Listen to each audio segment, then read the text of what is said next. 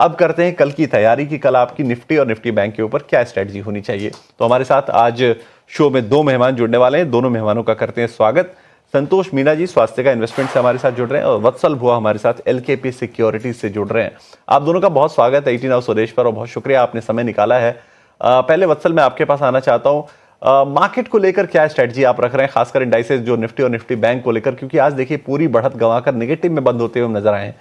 शुरुआत जहां हुई थी सुबह में वो काफी पॉजिटिव हुई थी, तमाम ग्लोबल ट्रिगर्स पॉजिटिव थे, ट्रम्प का स्टेटमेंट पॉजिटिव था मार्केट के लिए, अर्निंग्स का एक सपोर्ट तो मिल ही रहा है, उसके बावजूद हम कमजोर होकर टूटकर बंद हुए हैं। कल क्या रखें उम्मीद?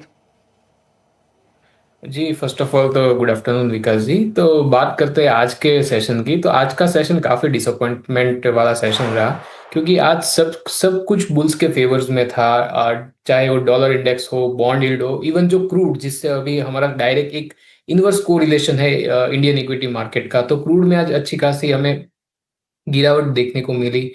पर बावजूद इसके निफ्टी में 23,800 850, जो कि काफी एक इंपॉर्टेंट क्रूशियल रेसिस्टेंस जोन है, वहां से हमें एक शार्प एक सेलिंग प्रेशर देखने को मिला और वहां उस लेवल पे निफ्टी सस्टेन नहीं कर पाया। तो मुझे लगता है कि अभी एक लॉन्ग टर्म, एक मिड टर्म या लॉन्ग टर्म का व्यू लेके नहीं चलना चाहिए। Very short term for upcoming 2 to 3 session मुझे लगता है कि एक रेंज में ही बाजार रहेगा। जब तक क्रूड ब्रेंट क्रूड $100 के नीचे सस्टेन नहीं करता है, तब तक मुझे लगता है कि एक कंफर्ट लेवल पार्टिसिपेंट्स को नहीं आएगा। और मुझे लगता है कि एक रेंज में ही बाजार रह सकता है, जहां पे 23,250 23,300 यहाँ पे मैं देख सकता हूँ कि एक अच्छा डिमांड जोन बन रहा है। ऊपर अगर देखें तो 23,800 850 यहाँ पे एक सेलिंग प्रेशर हमें आता हुआ दिख रहा है। तो मुझे लगता है कि एक दायरे में ही कारोबार हो सकता है, एक दायरे में ही ट्रेड हो सकता है बिटवीन 23,300 एंड 23,800। इमीडिएट सपोर्ट की बात करें तो 23,500 का एक सपोर्ट है, but the support is fragile. वो एक इतना मतलब स्ट्रॉन्ग सपोर्ट नहीं है। अगर रेजिस्टेंस की बात करें तो 23,800 एक स्ट्रॉन्ग रेजिस्टेंस की तरह इमर्ज हो रहा है।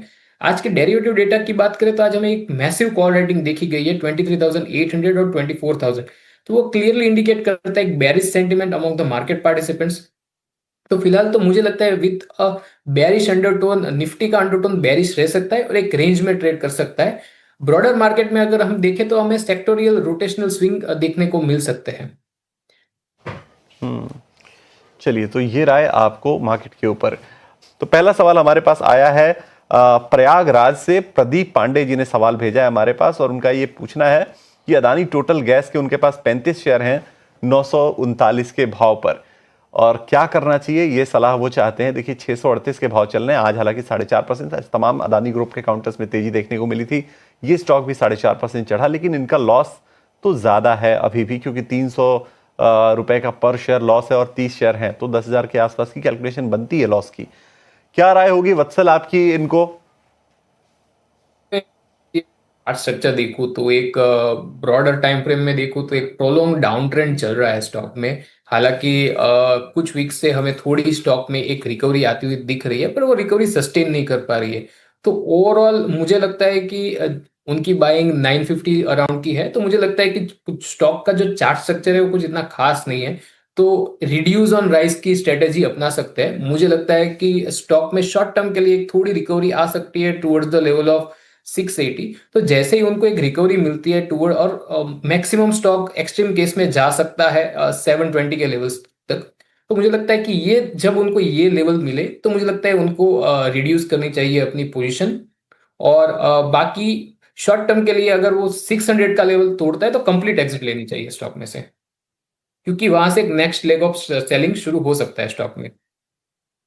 अगर शॉर्ट टर्म में 600 का लेवल तोड़ता है तो वहां से आप कंप्लीट एग्जिट कीजिए, ये सलाह आपको अदानी टोटल गैस के ऊपर वत्सल भुआ जी की तरफ से मिलती हुई। चलिए अब हमारे अगले जो व्यूअर हैं उनका सवाल भी शामिल करते हैं। के माधव राव, इन्होंने अपना सवाल भेजा है हमारे पास और इनका सवाल जो है वो है कोफोर्स के ऊपर। 28 शेयर इनके पास है, 1445 के भाव पे इन्होंने खरीदा है। चेन्नई से इन्होंने अपना सवाल हमारे पास भेजा है। तो जिस भाव पे इन्होंने खरीदा है लगभग लगभग उसी आसपास के भाव अभी चल रहे हैं। बहुत 2000 के आसपास का लॉस इनको देखने को मिल रहा है। क्या राय होगी वत्सल जी आपकी इनको? कोफोर्ज 28 शेयर हैं 1445 के भाव पर। जी अगर मैं कोफोर्ज की बात करूं तो जो आईटी पैक है उसमें मुझे दो ही स्टॉक एक तो अच्छे लग रहे हैं, एक तो ओएफएसएस और कोफोर्ज। तो कोफोज की बात करें तो पिछले 2 सेशन से स्टॉक कंसोलिडेट कर रहा है, तो मुझे लगता है कि इनको एक प्रॉफिट में ही एग्जिट मिलेगी। तो फिलहाल तो अगर उनकी 445 की बाइंग है और स्टॉक का आज का क्लोजिंग है 1377 1378, तो स्टॉक को कंफर्टेबली होल्ड कर सकते हैं। उनको एक स्टॉप लॉस लगाना होगा 1300 के लेवल पे। तो 1300 के एक स्टॉप लॉस के साथ वो कोफोज को कंफर्टेबली होल्ड कर सकते हैं। ठीक है, 1300 के स्टॉप लॉस के साथ आप कोफोर्स को कंफर्टेबली होल्ड कीजिए। ये स्टॉक पसंद है वत्सल जी को। होमनाथ का सवाल हमारे पास आया है बेंगलुरु से, और इन्होंने जो अपना सवाल भेजा है वो सवाल भेजा है इन्होंने केन्स टेक के ऊपर। क्वांटिटी 183 शेयरों की है, 3720 रुपए के भाव पर इन्होंने खरीदा है।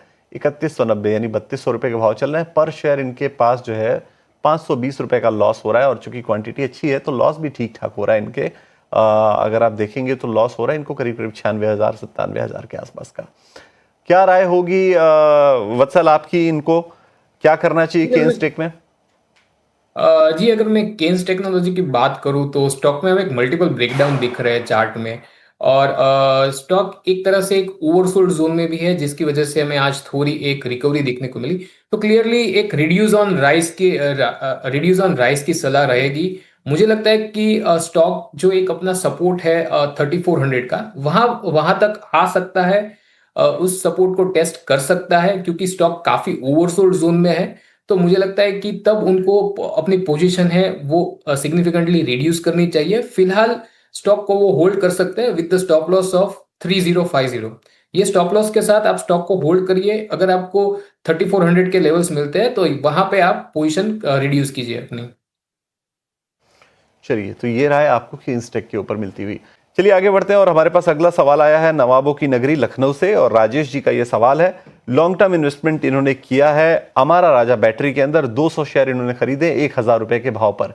821 के भाव चल रहे हैं। 180 रुपए पर शेयर के आसपास का नुकसान हो रहा है इस वक्त। 36,000 के आसपास का सीधा कैलकुलेशन नजर आता है लॉस का। एक राय लेते हैं वत्सल, आप जरा चेक कीजिएगा हमारा राजा बैटरी, क्या करना चाहिए इनको? होल्ड करना चाहिए? लॉन्ग टर्म इन्वेस्टमेंट है इनका, और ये तब तक रखना चाहते हैं जब तक कि अच्छा प्रॉफिट ना हो जाए। तो क्या टाइम फ्रेम एक्सपेक्ट करना चाहिए इनको? जी, अगर अमर राजा बैटरी के वीकली चार्ट की बात करते हैं, प्रोलॉन्ग डाउन ट्रेंड के बाद हमें स्टॉक में एक अच्छा खासा डिमांड जोन से एक पुल बैक देखने को मिला था। हालांकि स्टॉक अभी वीकली चार्ट पे तो कंसोलिडेट कर रहा है।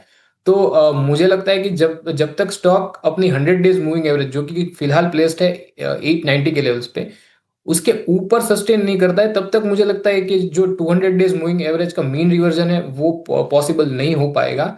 तो मुझे लगता है कि इनको शायद 3 से 5 महीने और रुकना पड़े। तो पर फिर भी मैं टेक्निकली उनको बता रहा हूं कि अगर in any case long term investor है, इसलिए मैं एक बड़ा लेवल मैं उनको बता रहा हूं। अगर इन एनी केस 700 के लेवल्स को तोड़ता है तो मुझे लगता है उनको थोड़ा रिड्यूस करना चाहिए, भले वो लॉन्ग टर्म इन्वेस्टर है। और उनको एक बढ़त तभी दिख पाएगी जब स्टॉक अपनी 100 डेज मूविंग एवरेज को रिक्लेम करेगा, जो कि फिलहाल प्लेस्ड है 890 के लेवल्स पे।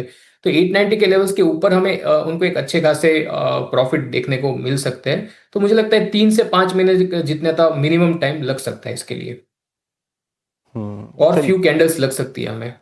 चलिए ठीक है, बिल्कुल सटीक राय है। 890 100 डेज का मूविंग एवरेज है, अगर उसके ऊपर जाता है तभी आपको नई तेजी बनती हुई नजर आएगी। इस वक्त फिलहाल जो है वो 21 के पी पर ही स्टॉक ट्रेड करता हुआ 821 के भाव इस वक्त नजर आ रहे हैं। सबसे पहले शुरुआत करते हैं वत्सल से। वत्सल जी बताइए आपकी तरफ से वीआईपी शेयर्स। तो मेरे 2 स्टॉक रहेंगे। पहला स्टॉक रहेगा एंजल वन। तो ओवरऑल मैं कैपिटल मार्केट इंडेक्स है उस पर बुलिश हूँ, उसमें एक हिडन डाइवर्जेंस दिख रहा है। अगर मैं एंजल वन एक स्टॉक है, उसी इंडेक्स का एक फैमिली का स्टॉक है। तो स्टॉक ने आज एक रेक्टेंगल पैटर्न के जो रेजिस्टेंस है उसके ऊपर क्लोजिंग दी है। तो व्यू पॉइंट बुलिश बुलिश बन रहा है, क्योंकि एक बुलिश पैटर्न का ब्रेकआउट दिया है स्टॉक ने। तो 339 से 335 ये एक बाइंग रेंज रह सकती है। 324 पे एक स्टॉप लॉस लगाना है। 361 के हम टारगेट एक्सपेक्ट करके चल सकते हैं। दूसरा एक स्टॉक रहेगा दीपक फर्टिलाइजर। तो दीपक फर्टिलाइजर के अगर चार्ट स्ट्रक्चर की बात करें तो वीकली डेली चार्ट में अगर बात करें तो स्टॉक में एक राउंडिंग पैटर्न बॉटम बन रहा है, और स्टॉक ने एक कंसोलिडेशन ब्रेकआउट दिया है आज के सेशन में। तो 1380 से 1360 के बीच में स्टॉक को बाय करके चला जा सकता है। 1330 का एक स्टॉप लॉस लगाना होगा। जो टारगेट में एक्सपेक्ट कर रहा हूँ वो 1450 के टारगेट में शॉर्ट टर्म में एक्सपेक्ट करके चल सकते हैं। चलिए, तो दीपक फर्टिलाइजर एक स्टॉक और दूसरा एंजल वन, दोनों के टारगेट स्टॉप लॉसेस आपकी स्क्रीन पर है। 1450 का आप रखिए टारगेट, 1330 का आपको लगाना है स्टॉप लॉस दीपक फर्टिलाइजर पर। एंजल वन पे 361 का आप रखिए टारगेट, 324 का आपको लगाना है स्टॉप लॉस। 339 के आसपास आज क्लोजिंग होने को होती हुई नजर आई है हमें। तो ये वत्सल की तरफ से राय हो गई। चलिए, दोनों मेहमानों की तरफ से तो आपकी तैयारी अब कल की हो चुकी है। इंडेक्स पर स्ट्रेटजी मिल चुकी है, तमाम शेयरों पर आपको राय मिल चुकी है और 4 बेहतरीन पिक्स भी आपको कल के लिए मिल चुके हैं।